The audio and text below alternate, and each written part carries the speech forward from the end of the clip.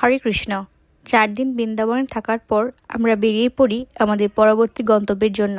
সেটি হচ্ছে জয়পুর। তবে জয়পুর যাওয়ার আগে জয়পুরের একটি শহর যার নাম বাস্সি, আমরা সেখানে পৌঁছাই। বাস্সি থেকে জয়পুর প্রায় 50 কিলোমিটার দূরে। বাস্সির ভক্তরা এত পরিমাণ আন্তরিক ছিল, আমরা দুপুরের প্রসাদ পেয়ে বেরিয়ে পড়ি জয়পুর যাওয়ার উদ্দেশ্যে। জয়পুর যাওয়ার পথে রাস্তা দেখে মনে হচ্ছিল শহরটা কতটা সুন্দর হতে যাচ্ছে। আমরা প্রথমেই দর্শন করতে যাচ্ছি অবিরাম ঠাকুরের সেবিত বিগ্রহ রাধা রাসবিহারী। এই সব বিগ্রহ মূলত বৃন্দাবন থেকে রঘুনাথ দাস গোস্বামীর শিষ্য রাজা মান সিং জয়পুরে নিয়ে আসেন। এর মধ্যে ছিল জয়দেব গোস্বামীর সেবিত বিগ্রহ রাধা মাধব। এরপর জলমহল এবং হাওয়া মহলে কিছুটা ঘুরে আমরা চলে যাই রাধা বিনোদ দর্শন করতে।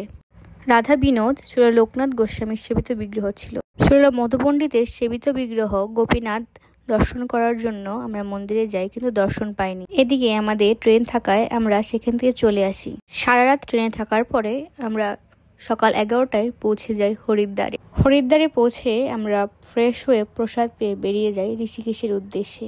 হরিদ্বার থেকে ঋষিকেশ ট্রেন অথবা গাড়িতে করে যাওয়া যায়। এক্ষেত্রে আমরা গাড়িতে করে গিয়েছি।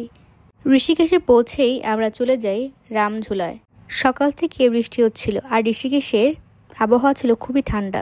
যেই না রামঝুলায় উঠেছি, এত হাওয়া ছিল, মনে হচ্ছিল যে হাওয়াতে উড়ে যাব অথবা ফোনটা জলে পড়ে যাবে।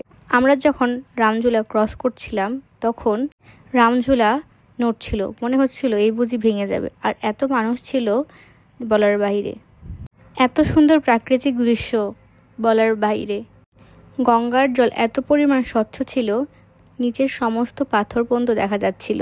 অনেকেই রিভার রাফটিং করছিল, কিন্তু এত বৃষ্টি পড়ছিল যে আমরা সাহস পাইনি। হঠাৎ করে বৃষ্টি, আবার হঠাৎ করে আবহাওয়া নর্মাল হয়ে যায়, সেই সাথে তো ঠান্ডা আছেই। তখন কিন্তু মার্চ মাস, বাংলাদেশে তখন অলরেডি গরম শুরু হয়ে গেছে। এই জায়গাটা বাংলাদেশের জাফলংয়ের মতো, একদম মনে হচ্ছিল যেন জাফলং এসেছি। গঙ্গার জল ছিল ভীষণ ঠান্ডা, কিন্তু তাও ইচ্ছে করছিল আরও কিছুক্ষণ থাকি। আমরা তারপর চলে আসি কেনাকাটা করতে। ঋষিকেশ ট্যুরিস্ট স্পট হওয়ার কারণে এখানে অনেক সুন্দর সুন্দর জিনিস ছিল। আমরা কিছু কেনাকাটা করে বেরিয়ে যাই সীতা ঝুলার উদ্দেশ্যে। তার আগে একটি মন্দির ছিল, সেখানে গিয়ে ভগবানকে দর্শন করি। শিবজিকে দেখে এমন মনে হচ্ছিল গঙ্গা দেবী তার জটা থেকে মাত্র প্রবাহিত হচ্ছে। এটি হচ্ছে সীতা ঝুলা। রামঝুলা থেকে সীতা ঝুলা স্পষ্ট দেখা যায়। তারপরে আমরা চলে আসি মন্দিরে। মন্দিরে আসার পরে প্রথমেই চোখ যায় গোপালসের দিকে, কিন্তু দুঃখের বিষয় হচ্ছে গোপালস তখন বন্ধ ছিল। মন্দিরটি এত সুন্দর জায়গায় অবস্থিত বলে বোঝানো যাবে না। সামনেই গঙ্গা দেবী এবং পাহাড়। সেকেন্ড ফ্লোরে ভগবানের অলটার ছিল, সেখান থেকে আমরা ভগবান দর্শন করি। ভগবান অপরূপ এত সৌন্দর্য ছিল যে বলে বোঝানো যাবে না। সরাসরি দর্শন না করলে অনুভব করতে পারতাম না। তারপর আবার আমরা ফেরত আসি হরিদ্বারে। এসে দেখি গঙ্গা আরতি শেষ। যাই হোক, কেমন লাগলো ভিডিওটি কমেন্ট করে জানাবেন। হরে কৃষ্ণ।